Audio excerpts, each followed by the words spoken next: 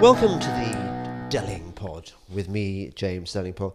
And I was sitting innocently at my desk one day, wondering who I should have next on the podcast. And then I got a call from an old friend. And he said something which made total sense to me. He said, "Spring is here and we need to do a podcast about how wonderful spring is in England." And I thought, yeah, absolutely we do. So welcome to the podcast, an old friend. His real name is Mike Daunt, although I prefer to refer to him by his nickname. I can't tell you what the nickname is because it would be rude. However, the name of this edition might give you a clue. I'm going to call it Fat Old Country Matters. Fat Old Country Matters with Mike Daunt. Mike, welcome back. Thank you. I love that. It's already made me laugh. Now, Mike, you may remember from the last glorious podcast we did together, is the fishing coach to the stars. I mean, among his other many talents, you've taught Chris Tarrant to fish, Eric Clapton, Jeremy Paxman, Max Hastings, and I could go on and on and on. Yeah. Duchess of Devonshire. Well, yes, that was very. Yeah, I can't. I suppose I can go into that. Yes, You can. I mean, she's Debo dead. Debo Devonshire, who is one of the nicest. She's dead tragically. One of the most lovely people you could ever meet, and teaching her the timing of the cast. Her estate workers adored it because you have to say to yourself, not the old one of "God save the Queen," but you say "Caw, fuck me now," and to have the Duchess Debo shouting that across her lake gave a lot of people a great deal of pleasure, including me. So that's the rhythm that you adopt when you bring the rod back. Bring the rod back, Caw, wait. fuck me now. Absolutely. Yeah. Bring the rod back, wait. And that's when you say "Caw, fuck me." You say "Caw, fuck me now." Simple. That's how you taught me to fly fish on the River Itchen. And I knew that you weren't making a pass at me because you weren't trying to fuck me now. You're rampantly heterosexual. But I can see that it's part of your charm, Mike, that the reason I think you're the most popular fishing teacher. Is that a fishing teacher? Fishing instructor, I know, fishing teacher, whatever you like. I couldn't care less. Yeah. One of the reasons you're so popular is that you make it funny as well as informative. Well, it is supposed to be fun. It's a sport. When you do it for amusement, for happiness, for joy, not to take it terribly seriously. Yeah. And if you make a terrible mistake, who gives a shit, quite frankly? Well, I suppose it depends, doesn't it, who invites you? I mean, I imagine there was a certain kind of sticky person who owns what's it called, a stretch of a beat, is it? Is it called a beat? Well, you have a beat on the Salmon River shore. What's it called when it's not a salmon river? It's called a stretch, I suppose. A stretch. I don't know. It hasn't got any particular name. So I imagine there are certain posh people who own stretches of rivers or beats of rivers, and they are very keen on etiquette and on the rules about how you what kind of fly you're allowed to use in a particular. Yeah, that's very much. In fact, I'm afraid to say that if they've owned their rivers for a long time, then you don't get that sort of behaviour. And I've always said that without exception, great fishermen are always, without exception, poachers. I mean, if they want to catch a fish, they won't stick to a dray flay. They will use anything they can to catch a fish. They will say in the pub they got it on a dry fly, and they're lying bastards. Oh, so are you saying, Mike, that when you invite me for my annual trip to the Itchen, which I think people who know about fishing will know that is about as good as high truck That and flight. the test, absolutely. That and the test. Actually, which is better, the Itchen or the test? They're about equal. The test is the more famous. Right. Yes. World famous. But maybe the Itchen is more kind of recherche and known to the cognoscenti, maybe. Absolutely, very much so. Okay. So when I come for my annual trip to the Itchen to go fishing for trout, if I just put a worm on my rod, on my hook, is that going to be? Are you going to be cross with me? Provided I didn't see it, which I would carefully turn my back to make sure I didn't, it would make me laugh considerably. But I imagine that actually. Do trout go for worms? Oh boy, and how? Oh really? Oh, I mean the old adage: if you want to catch a trout, put a worm on. That is an absolute killer, a real total killer. Oh, okay. So how did the practice of fly fishing evolved then? It's a very strange thing, but obviously, I mean, certainly from a trout fishing point of view, it is very different from a salmon. When you're fishing for trout, you're emulating the food on which it mostly feeds, which is flies on the surface and the subsurface. They are nymphs, and that is their main food. Yes, they will always take a worm in preference to anything. Why, you ask me, because I have no idea. They don't see them naturally. You might get the odd worm being swept out in a flood from the riverbank, but not normally. They'll never see a worm, yet they go for mad for them. Okay, and what about salmon? Do they go? Salmon love worms too. Do exactly they? The same. Exactly. Utter killer, a worm for a salmon. Because in a way, I mean, I've been, I think, salmon fishing twice in Scotland. Never caught anything, but it was on a stretch of the Dees, pretty okay. Very famous. And it struck me at the time when the salmon were not biting that actually what I really wanted was never mind the casting practice. I wanted a salmon to bite, quite right, so that I could wrestle with it, quite right, and reel it in, play it. I mean, it's what everybody wants, and tragically, and I say that word with desperate sadness, Scotland was the birthplace of salmon fishing worldwide, and it is now the salmon is beginning to become an endangered species. Yes, and this is an utter tragedy. And if I want people that I've taught to catch a salmon, I do not tragically take them to Scotland. I will take them to Russia or to Iceland. Right. And that is an awful sadness to say that. It is sad, isn't it, to think that salmon fishing in Scotland is basically over. Now, why is that? Well, there's huge numbers of reasons. I mean, there really are. And nobody actually knows the complete reason. Salmon farms haven't helped because the sea lice, which that produces in huge numbers, and which then attack the wild salmon, which doesn't do them any good.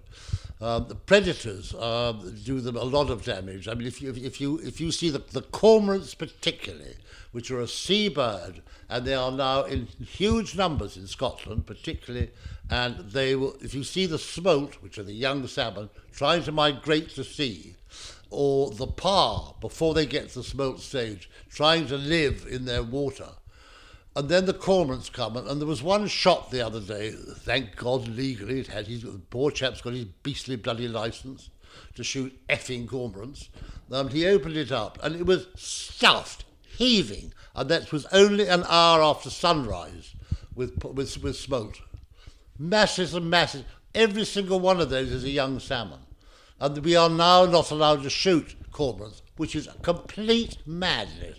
Mike, I wanted to ask you about this because actually, even though you've just come here innocently to talk about the joys of spring, actually, you happen to have coincided with a bit of topicality, haven't you?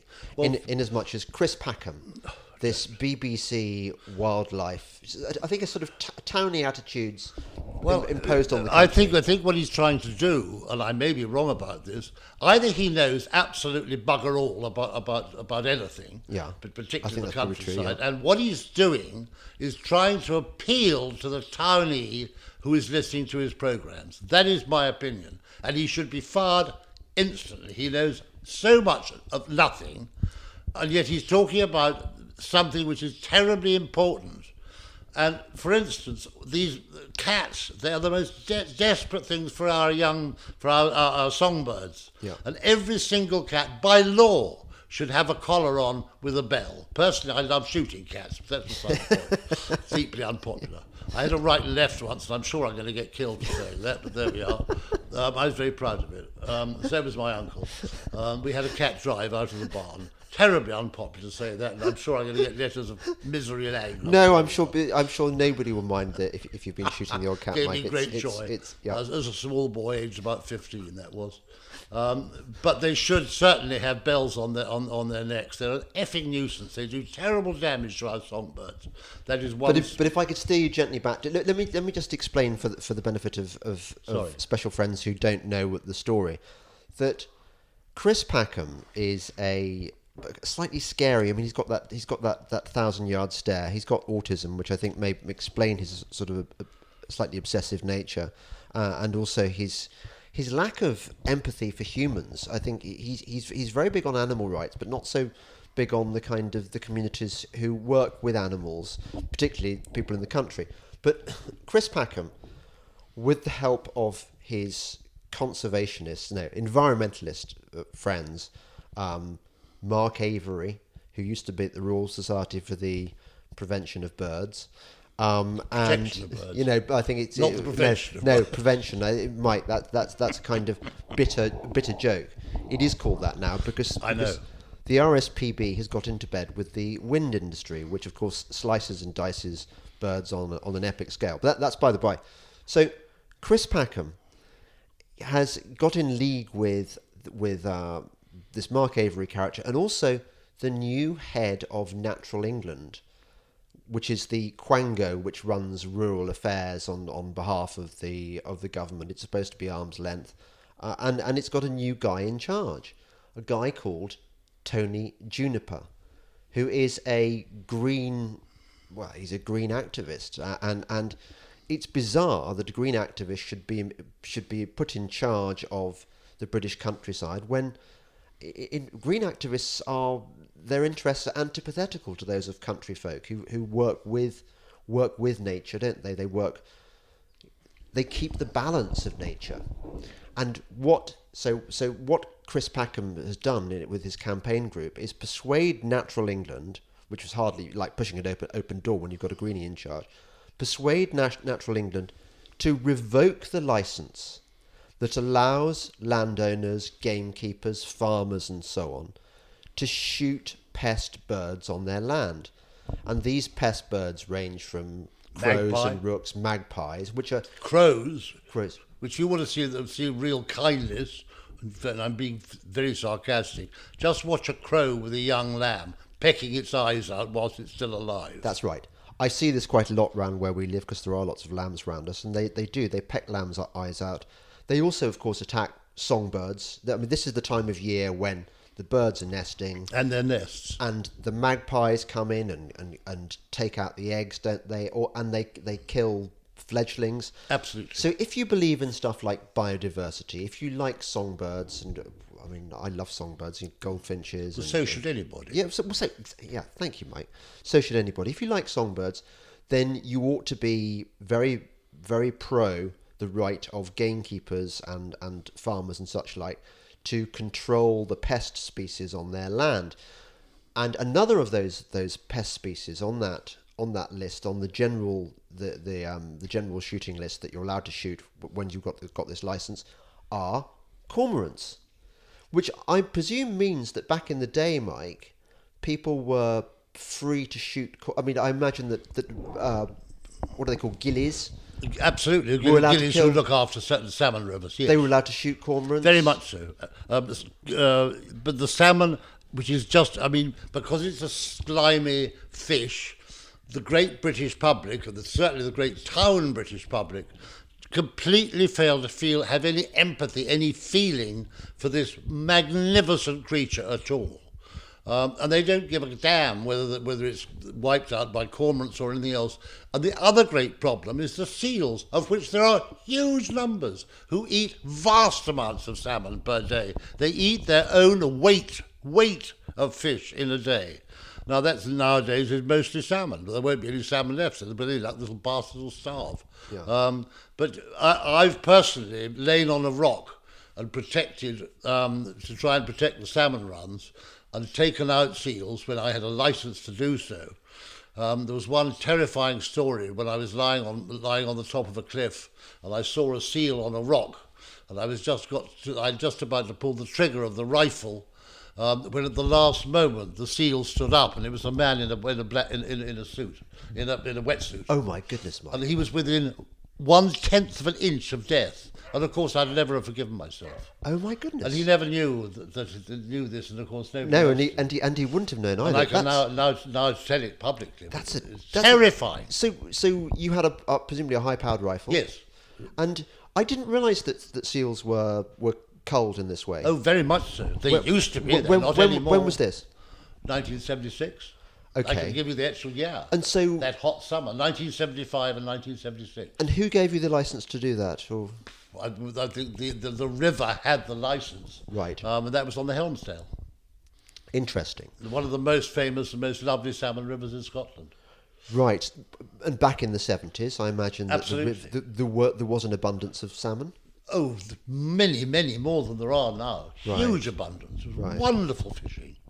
And I suppose there's an element of class war in here too, because I suppose that salmon fishing is considered to be a rich man's pursuit. So Well, it is a rich man's pursuit. There's nothing you can do about that. I mean, do you want to buy a Ferrari? That's a rich man's pursuit. You know, I personally couldn't afford to buy a Ferrari and don't actually want one, but that's not the point. The point is that if you want to go salmon fishing, yes, it is terribly expensive. Yeah. But so what, quite honestly? You know, it doesn't really matter. Does it really matter? It's supply and demand.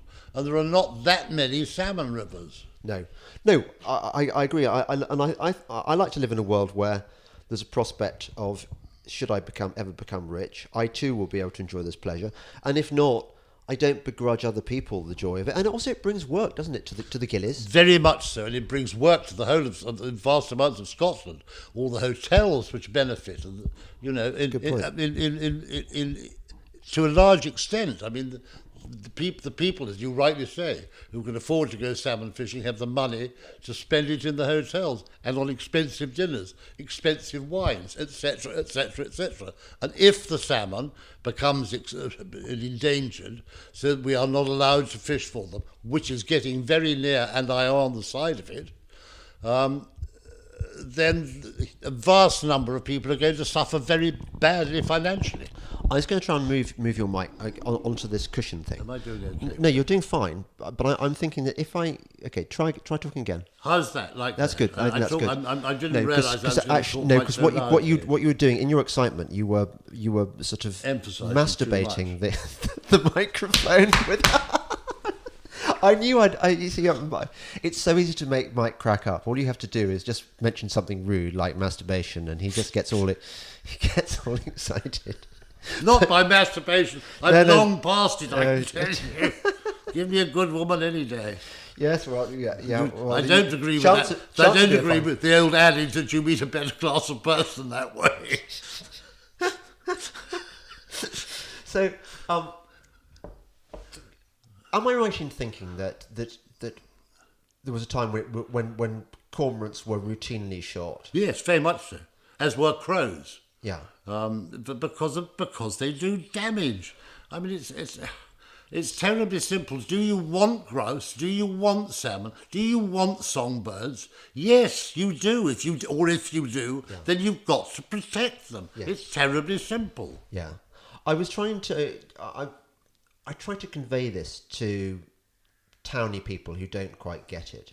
That one of the things that really bothers me about environmentalism is that the environmentalists have created this false image of a world in which the world divides into two categories of people.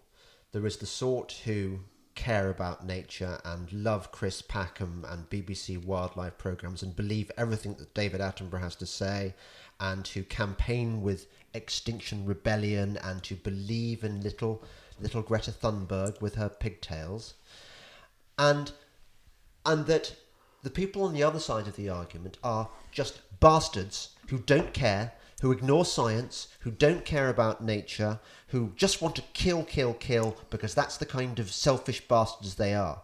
And this is not a true portrait of the world. In fact, the people who most understand nature, who are most familiar with its ways, are also the people who understand the need for culling, for conservation, that nature does not have this balance whereby if you just leave it alone, there will be massive biodiversity and everything will flourish. On the contrary, you only have to look at an untended, an unweeded garden.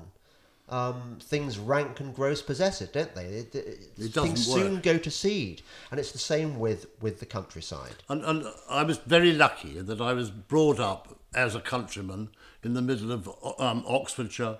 I had the trees, the names of the birds, the animals pointed out to me. And we are not, as countrymen, we are not into killing. That is a dreadful town myth. We are into protecting and loving the species and our animals within the countryside. Yes, there was a time when we killed salmon to eat. I wouldn't kill salmon, haven't done for many, many years now, because they are getting too few. And the 99% of salmon fishermen will always put all their fish back nowadays. But that's a shame, though, isn't it? I mean, it's been lovely to be able to kill one yeah. and eat it, for God's sake. Yeah. Hunter-gatherer. Yeah. And there's nothing wrong with that. No. I don't agree with the massive shoots when there are 600 birds killed per day, 6 days a week. Not if they're buried in a pit afterwards. Absolutely. In fact, I think it gives shooting a filthy name, and rightly so. And I think it's absolutely wrong, and I want to have nothing to do with it. Yeah. But generally, people who practice country sport, I know you're not into fox hunting because you can't ride. No, I can't ride. And there isn't a horse built that could unless it was maybe a shire horse or a war horse that could carry your... I was taught and made to ride as a small boy, and I always loathed it. I was terrified of the fucking thing. Well, because it requires skill and courage, and probably neither of which I have. No. So there we are.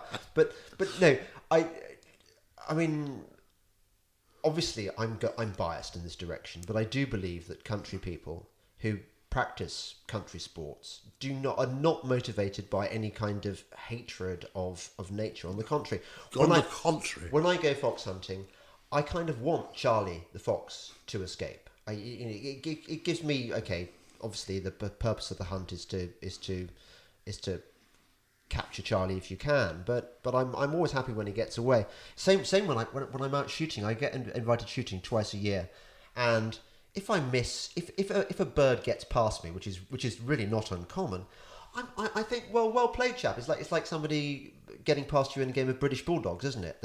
They've lived to fight another day. Very much so. Yeah. Very much so. And the same, if you're playing a salmon and it comes off, you raise your hat to it. Simple as that. Yeah, exactly. It's a lovely feeling. Exactly. So, Mike, it really does go back. I mean, that wonderful Oscar Wilde quote, "But each man kills the thing he loves." Yes. And we do love them. There is no question whatsoever. Yeah. Tell me about what it was that prompted you to come round here and wax lyrical about spring. I mean, I agree with you, but well, because 90% of the population, who live in towns, I still don't, thank God. But we are about to come up the middle 2 weeks of May. Nowhere in the world is as beautiful as England. I mean England, not Scotland, not Wales. And the reason I say that before I get killed by the Scots and the Welsh is that the English spring, the middle 2 weeks of May, are so ephemeral and they're so short. But that is when England, it is a gentle, kind beauty. Scotland is a magnificent royal beauty. And Wales has the same thing. But it is not the gentleness, and it goes on far, far longer. This tiny 2 weeks. And it's Beltane, which is the pagan Sabbath day at the start of May. And its description is as follows. On May Eve, people tear off branches from the hawthorn tree and decorate the outside of their homes. The hawthorn, or whitethorn as it's called sometimes, is a tree of hope, pleasure and protection. In my area, I'm talking for myself, primroses here are also called Mayflowers, and they're still, to this day, strewn on the front doors of houses to bring good luck. And I want people to go out into the countryside, even if you live in the town and you know nothing about it.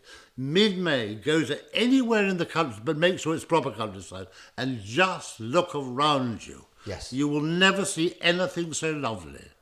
I agree. It's when you see the first hawthorn blossom, it is like a firework display, isn't it? And it's just beginning now. Yeah. That whiteness in the hedgerows and the smell of the hawthorn is quite wonderful. It really is. And also, it is called May. Let's not forget, this is the time of year when we get the bluebell. And the bluebell... It's nearly over now. Yeah. Well, actually, no. In our woods, it's later up. They are okay. peak. Okay. They are peak right now. Okay. In fact, I walked through our bluebell wood yesterday, and it's one of the best bluebell woods in the country. So I'm not going to name it. And I learned from country life, which did an excellent article on bluebells the other day, that the bluebell is the most popular. It's the favourite flower in Good. England. And I was thinking as I wandered through the bluebell wood yesterday, trying to take photographs which captured its splendour, and you never can. It never looks as good on film as it does. You must leave your country, you must leave your town house and drive to see it. It is essential, but at the same time, you need to look at all the different flowers and the hawthorn.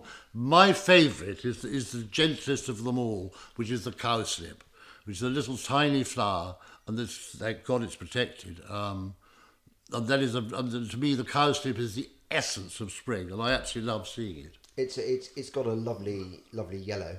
Absolutely. But the blue. Just going back to the bluebell briefly. Sorry. When I was looking at these drifts of blue, and it's kind of unearthly blue. In fact, you don't often see blue in nature. No, you don't. Huge amounts of green, obviously. Vast amounts of yellow. Don't ask me why, but there's a lot of yellow.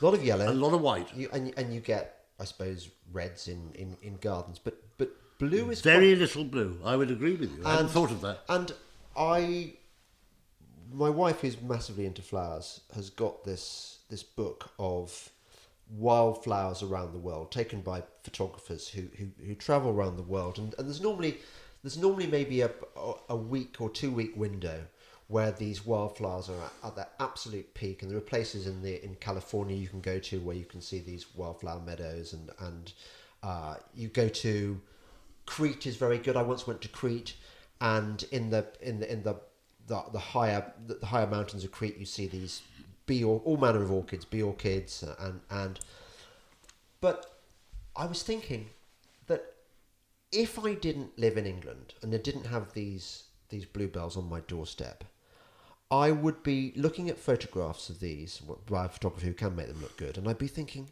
oh my God, I would travel 10,000 miles to see this site. This has got to be one of the great wildflower sites in the world. Right. You're dead right. And here it is on our doorstep. We can go and see this stuff. In the beech woods of Oxfordshire, particularly, they're wonderful. We can marvel at it. So I agree with you that 2 week window in May is very, very. And of course, we've got the wild garlic, or the ramsons, which yesterday I turned into a wild garlic pesto, and delicious too. Yeah, mix it. You whiz up these leaves in the liquidizer with parmesan, and you can use pig nuts, which are these. They're a kind of. I know what you mean. They're the bulbs of a particular. They're quite hard to find. Or you can use toasted walnuts or toasted pine nuts and mix them with olive oil. It makes a very great pesto. Yeah. What else can you do in spring? But what a wonderful question. Well, I mean, there couldn't be an easier answer, and it's totally summed up that all the animals want to mate, as do we. It was very coyly and beautifully put by Alfred Lord Tennyson, who remarked, bollocks. That's all right. We like the bollocks. Sorry. Can we? No, did he say that? Did Lord Tennyson say bollocks, Mike? Did he? I can well believe it. And I do you know what? I like the fact that you are finally revealing what he actually said, rather than what he said in the expurgated version. What he actually said, because I wanted to get it absolutely right, was that he coyly wrote, in the spring a young man's fancy lightly turns to thoughts of love. That's right, yes. And I thought that was rather a nice old quote. There's a much better one, well, not much better. There's a more basic one, which was made by my uncle when I was a young boy of about 12, 13. He had a lovely house by the River Kennet. And we were all there for Sunday lunch and afterwards for tea. And it was in May, and there's those 2 weeks in May, and he was sitting in his armchair reading the Sunday Times, and he suddenly looked around him. He stopped and he said, "The amount of fucking that goes on here is quite disgusting." And he went back to his Sunday Times. And who was he talking about? Was he talking about He was talking about the geese and the birds and the ducks and and he was quite right. Everywhere you looked around his beautiful garden, animals and people were mating. It was fabulous. I did something that made me sad the other day, Mike. I was driving along one of the back roads, and ahead of me in the road was a stupid male pheasant with another of his mates, by which I mean a fellow cock pheasant, and they were strutting around, and they were so busy strutting around, flaunting their plumage and stuff, that he didn't have time to get out of the way of my car, and so I killed him, and then as I drove sadly further along, I saw a couple of hens in the ditch, and they were obviously being impressed by the male before he died. And I thought, you stupid sod. And at the same time, I felt really sorry for him, because I thought, you were about to get your end away there. They are incredibly, stunningly stupid. They are, aren't they? Really? More than any other bird, much more than partridges, anything else. Cock pheasants in particular are mind-bogglingly stupid, rather like the leading members of the Tory party at the moment. If you had a stupid off between male cock pheasants and the Tory party, I think the current Tory administration might well win. They'd win. They would. Exactly. They're so stupid. And actually, I mean, not that I'm a great believer in murdering members of the government, but nevertheless, I'm not sure that we wouldn't be better off if they were in the roads being mowed down by people like me. But they would walk straight under a car, just like a cock pheasant. They would. Unreal. But I do want to talk about another terribly important omen of spring, and that is the cuckoo. Nothing, suddenly at this time now, in April, because I'm doing this recording in April because I want everyone to get to realise those middle 2 weeks of May. But about now, you should, and I emphasise the word should, hear the first cuckoo. Tragically, they are an endangered species. They've got less and less and less. I haven't heard one this year yet, and last year I only heard one the whole time. But, and this is an incredible fact about the cuckoo, I know that we all know that they lay their eggs in another bird's nest, mainly meadow pipits and various other birds. But the really incredible thing about the cuckoo is not that fact that it lays its eggs in another bird's nest and it emulates the eggs of the other bird. That is not what is the amazing thing. The really incredible thing of the cuckoo is that when it then migrates, the adult birds usually in August and the young, when they fledge the nest in September, they fly to Central and even Southern Africa alone. Nobody guides them. Nobody has any idea. They do it completely solo. To me, that is a miracle. Why do they go off on their own? Because it's too bloody cold in this country. Right. And they want somewhere warm. And they migrate to Central or Southern Africa. And God knows what guides them. Somehow they get there alone. Well, this will make you envious. A month ago, I heard a cuckoo.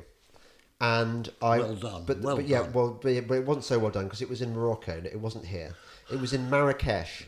So it hasn't migrated yet. No. And we went for a walk in not the High Atlas. I suppose you call it the Low Atlas or the foothills of the High Atlas. And we heard a couple of cuckoos there. And our guide, I don't know whether he was right, told us that last year the conditions were so favourable for cuckoos in Morocco that they didn't even bother to leave. They didn't bother to come north. Well, I think that's wonderful to hear that. I'm very pleased. Yeah, but it's not, is it? Because it means that they're not doing the right thing. But if that will preserve the cuckoo, and they are getting less and less and less, please God, could it continue? Have you? I mean, you haven't heard any this year, have you? No, I haven't. Not one. But I want to give you a little tiny thing about the cuckoo as well, in a totally separate context. And this is an Irish folk song of a colleen, which is a lovely word, a colleen meaning a young girl, talking to her suitor. And she refers to the cuckoo in very slightly different terms. And she says, "Me darling," says she, "I can do no such thing. For me mother often told me it was committing sin, me maidenhead to lose and me sex to be abused. So have no more to do with me cuckoo's nest." Which reminds me, Mike, isn't that a gem? As well as being an ex-military man by unhappy accident, you were a bit rubbish, weren't you? I was dreadful. You wanted to be an actor, didn't you? More than anything else. My father wouldn't allow me to. I know. Well, but you can You can do your country accents and your Irish accents really well, and you have the kind of the morals of an actor. That I take that as a huge compliment. Yeah, it's very sad. And okay, so and one last, sorry, James, to interrupt you. I want to give you two little things again about the May and the spring. And the first is a weather forecast, which is if the ash is before the oak, and we're talking about the leaves appearing on the trees. If the ash is before the oak, then we're in for a soak. But if the oak's before the ash, then we're in for a splash. This year, the oak is well ahead of the ash, so I suspect we're going to have a long, hot summer again. That's good.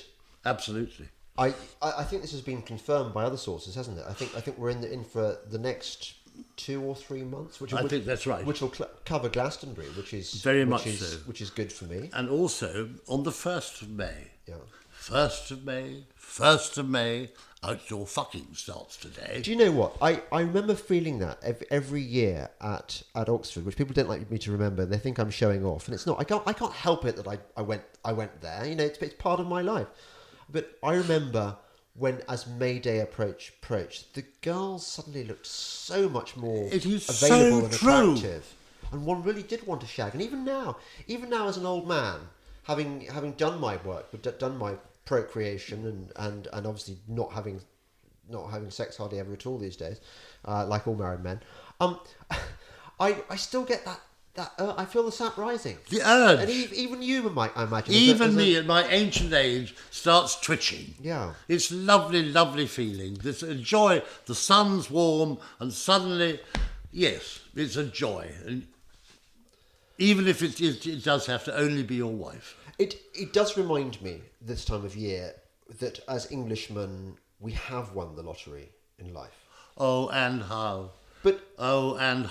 Just wait till the second 2 weeks of May, the middle 2 weeks of May.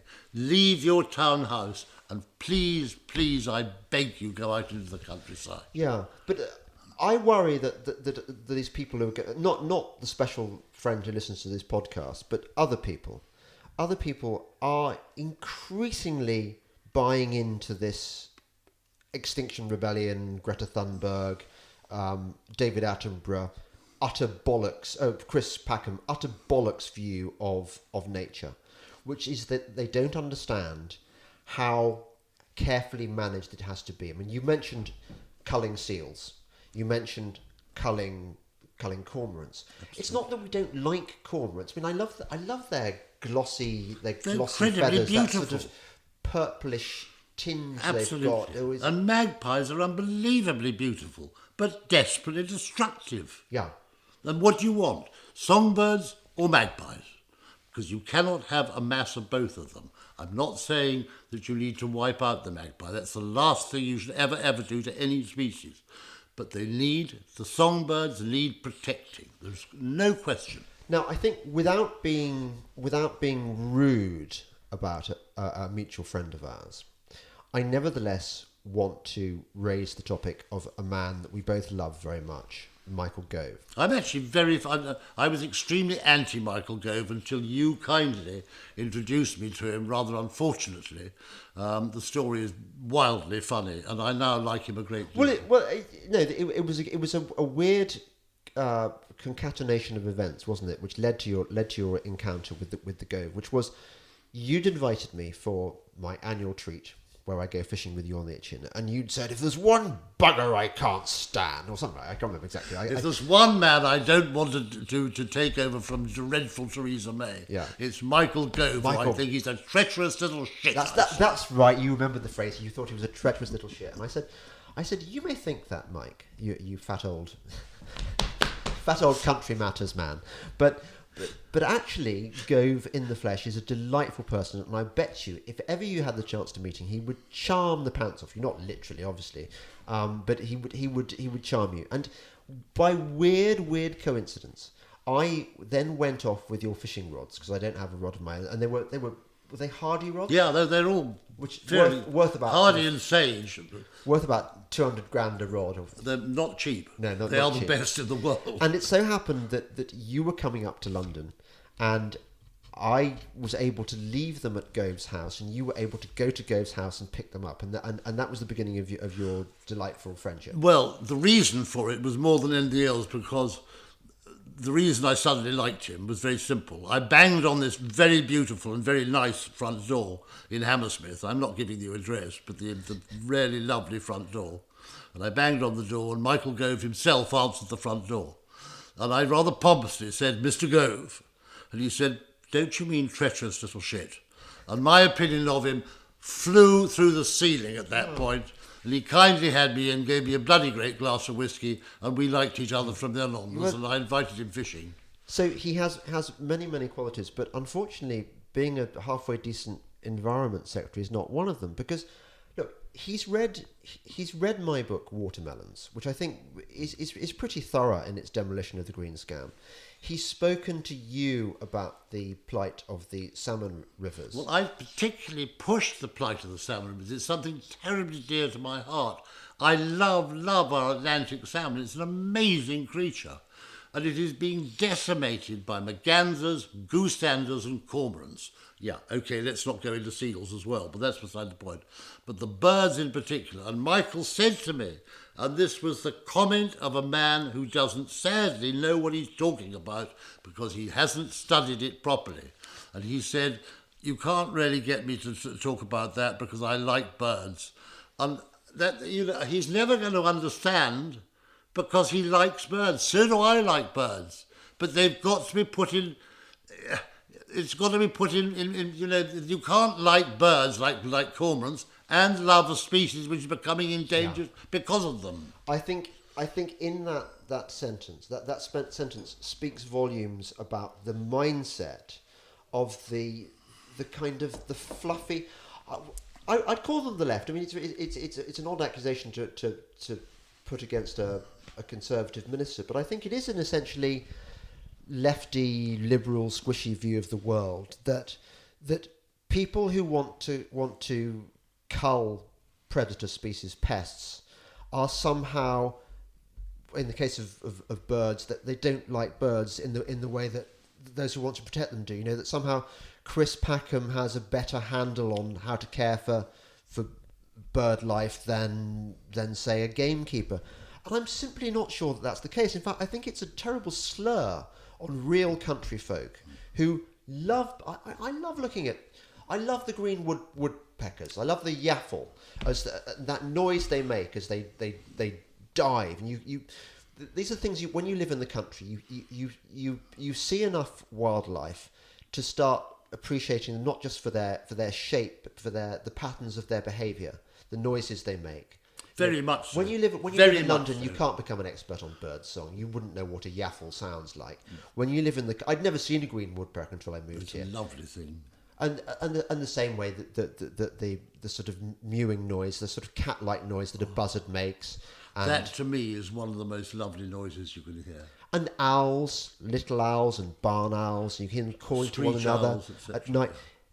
All these things you notice living in the country, but you also understand that nature is red in tooth and claw, and that in order for these birds to exist in a kind of state of biodiversity with all manner of species, then you have to stop any one species getting out of control. Getting dominant. Same with badgers. Now, another friend I've had on this podcast, I've never had Gove on, because I worry he'd be too politic. And I think you should get him on. Maybe I should.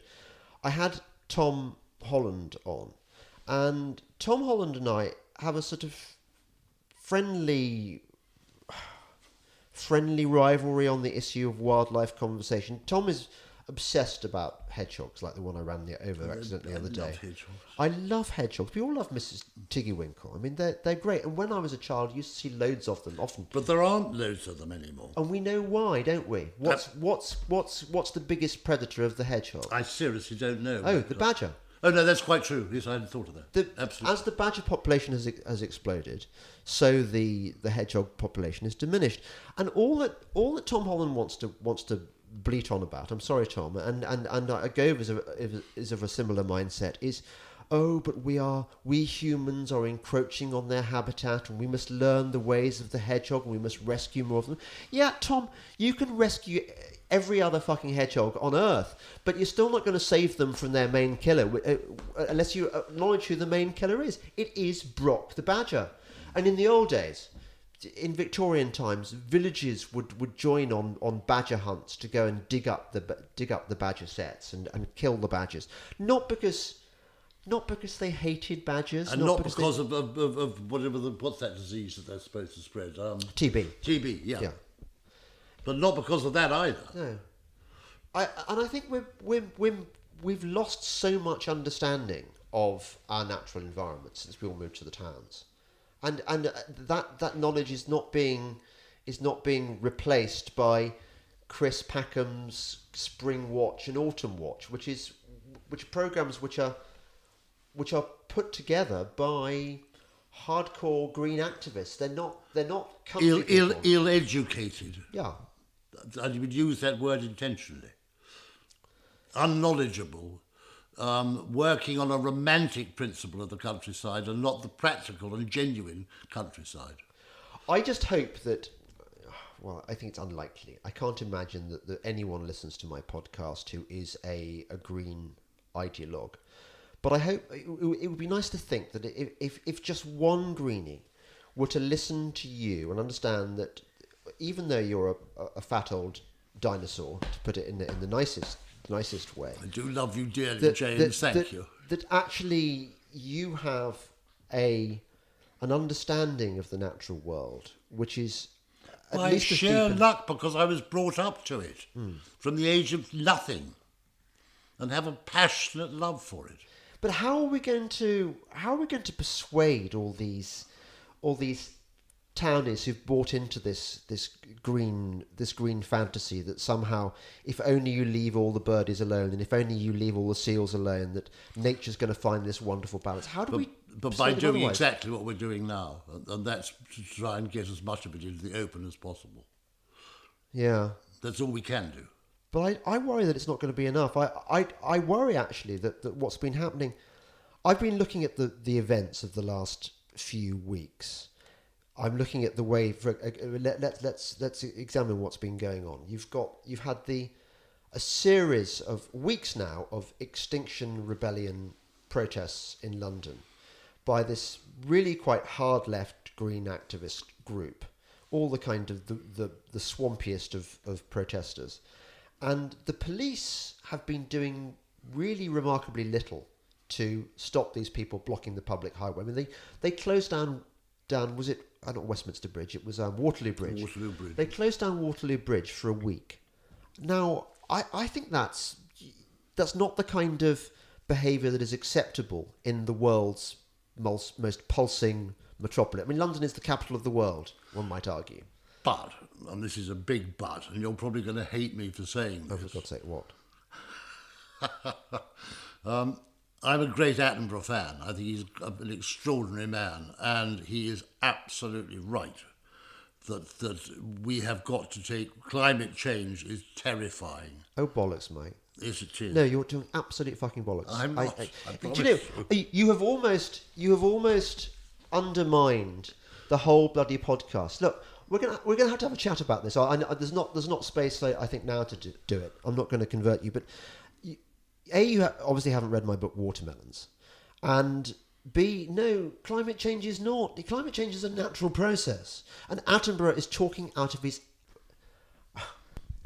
Well, anyway, I'm now so traumatized. I'm actually so traumatized. I cannot continue with this podcast. I need some lunch. I've never managed to do this to him before. Ever. No. You have reduced me to silence. I'm shocked. And it doesn't mean to say I'm not very fond of the silly old bugger. No. And I'm still fucking coming on for that fishing trip. You're banned. I'm not having you fishing.